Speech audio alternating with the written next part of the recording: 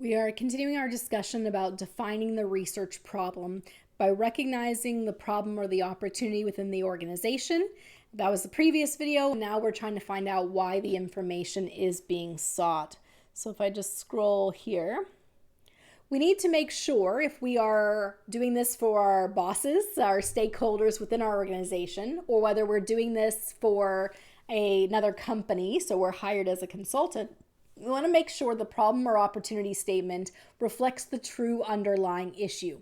So our research is only going to be effective if it provides the information necessary for the organization to make decisions, whether this is going to be deciding on what services they offer, the strategies for the organization, any type of decision.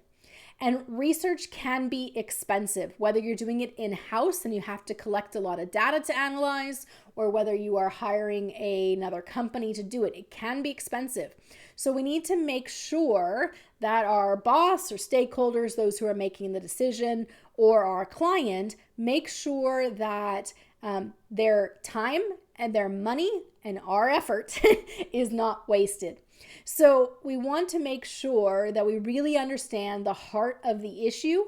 And sometimes people have trouble explaining what it is. You can hear about the symptoms. That can be things like declining sales, or you can hear about the fact that customers don't want to buy from us anymore.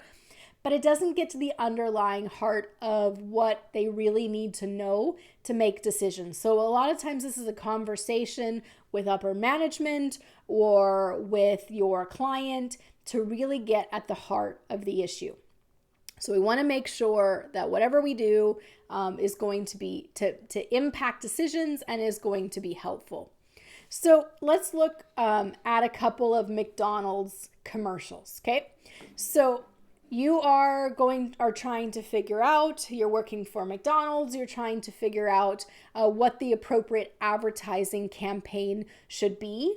And so perhaps in this research, what you're doing is you're testing out different forms of advertising campaigns. So we want to really get at what is it the client really wants for the customers to get out of whatever ad they're doing. And so we want to make sure there really is alignment between what the information that we're searching for and the information that will help them make a decision. So here's some commercials. Let's just open this up if we can here. So here is a McDonald's Love commercial. We'll just show just a quick piece of it here. So you can see here we have an animated commercial of individuals spending time together. Okay. And so when we look at this particular commercial, we want to say, okay, well, how did it make you feel? Are you more likely to buy McDonald's products based on this commercial? Let's compare that to a different commercial. So let's try this one here and just show you a couple seconds of this one. So here we have McDonald's signs. This sign here is about when the spacecraft Columbia crashed. We have here remembering 9/11. And so here we have a number of signs: pink for breast cancer, pray for the miners. And so how did this commercial make you feel? Are you more likely to buy from McDonald's based on these commercials? So notice that there's one set of commercials probably that tugs on your heartstrings more than the other. It elicits more of an emotional response. So if we were, for our client McDonald's, looking at potential different advertisements, and we want to test it with maybe we have some focus groups to see how well they go with the, how well they are felt viewed by the customer base. We first need to really understand, what is it McDonald's wants the customers to feel?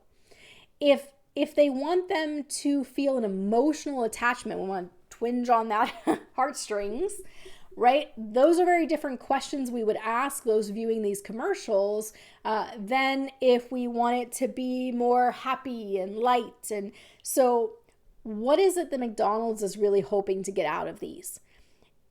Now, McDonald's may think, okay, well, we just want a connection with the customers, very generic. Your job would be to get out, well, why? what is the underlying piece that we want here? What does McDonald's really want out of this? They want it to be seen more positively, so people smile. Do they want it to be that we're looking for building a long-term, devout, loyal customer? Like, different commercials and different connections are accomplished, but if we're simply just having people, watch commercials, we really need to know what is it McDonald's really wants from this, from this. So make sure that it's actually worth the money, the effort, that the time is not wasted if we're conducting this research, bringing these people in to solicit feedback from them. So what are we trying to get out of it? So you got to get to the heart of the issue. So you should ask your client or your managers these types of questions to get to the heart of the research problem. What caused you to notice this problem or opportunity? What factors do you think have created this situation? What is likely to happen if nothing changes? What do you hope to accomplish from this research? What decisions will you make based on the results of this research? What actions will you take depending on the different outcomes of the research that you might encounter? So you want to get down to the heart of the issue. So perhaps the client has seen declines in sales, changes in consumer preferences, they continue to lose market share. And they come to you and say, okay, we need you to do some research to figure out how we can get these customers back. How do we get more market share? How do we get more customers than the competition?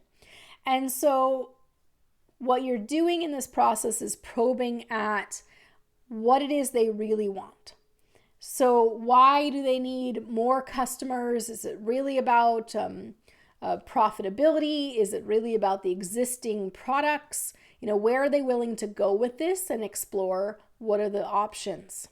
So what decisions will be based on the results of this research? Well, if Coca-Cola comes to you and says, we see declining shares, we need a way to get more customers, we say, okay, well, what is the decision that will be the result?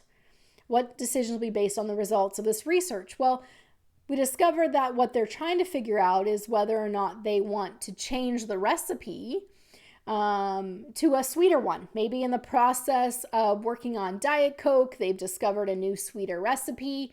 And I think, okay, well, maybe that if we offered that, or if we changed the Coke recipe, then we would get more customers.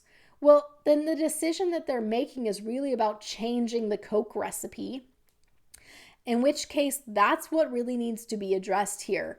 That is separate from gaining more customers, because of course the risk is, while people might like a new sweeter recipe, if you change the Coke that they have loved and know, and it's the Coke that they grew up with, so there's this historical nostalgic attachment, and you go and screw with that, they'll be very angry. So we need to know what decisions are actually are going to be based on the results of this research. Is it to change the current product? Is it to offer a new product? So we might do a different type of research or ask different questions depending on the direction that the organization will go with this. So if you are the researcher, you need to get your client to prioritize their questions. They probably have lots of them, and you need to flesh out what are the most important.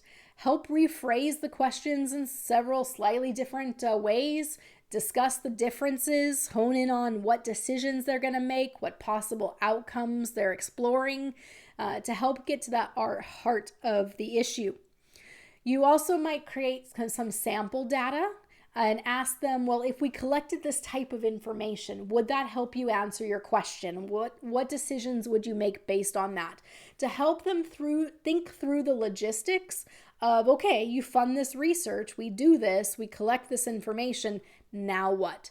Will it actually lead to change? What kind of change? And that will help improve the research design you create, and to make sure that it really is going to inform what they really want it to inform, and not that, well, you just found a bunch of information, but that really wasn't actually the underlying issue. So try to get your client to narrow down the problem as much as possible, so that you can turn it into a much more well-defined, specific research objective. Okay. All right. Suppose you are McCain's Fries. Okay. And you want people to better understand who McCain's is. Who are we as a company? All right. So McCain's comes to you, McCain's Fries, and says, you know what, we want to understand why and how we go about getting people to know who we are and what our company is about. So you keep probing and you ask them, okay, well, what are you trying to do? What is the issue here? And they're trying to figure out, should we change our marketing plan? Okay, well, should we change our marketing plan is very broad. And the type of data you would need to figure out whether to change the marketing plan, right? How do you get data to help them answer this question? So you need them to narrow it down. What is it you really want to know? And so through talking with them about, well, what will you envision? What do you see as the potential considerations? What are you thinking about? And so you talk to them some more and they say, well, we're trying to figure out the best package design. The best package design that would increase interest in our frozen food line, to get them to say, okay, well, I want to buy the McCain's brand of frozen fries. So they're understanding who McCain's is. They want to buy from us. And so we want to develop the marketing plan that would include a package design that would help them understand, see that product, know it's us, ask for us by name. So then we're really narrowing the problem down to packaging and what kind of communication that packaging is creating. So we need to get them as narrow as possible to help that we can make a research design that actually resolves or speaks to that issue. All right, keep trying to change slides on things you can't even see. Okay.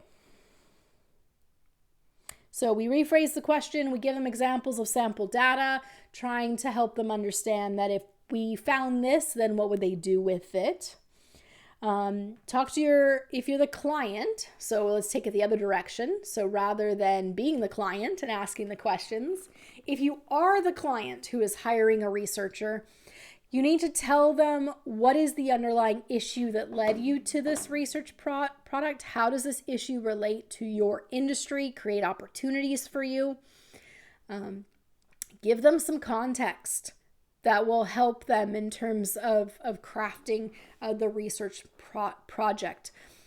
What is the competition doing about this issue? Who is your target audience that you would need information from? So you want information, you want data. You want data from whom? Who would have this information that you need? What actions, decisions, strategies will be made based on the research results? And who will actually make these decisions or strategies?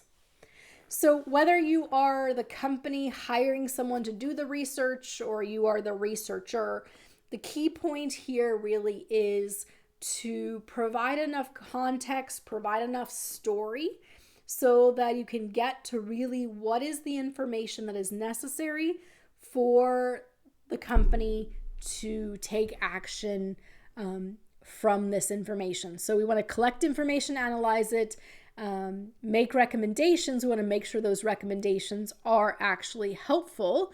And so it's really about fleshing out between client and researcher, what is the underlying issue and what are we going to do with the information that is collected.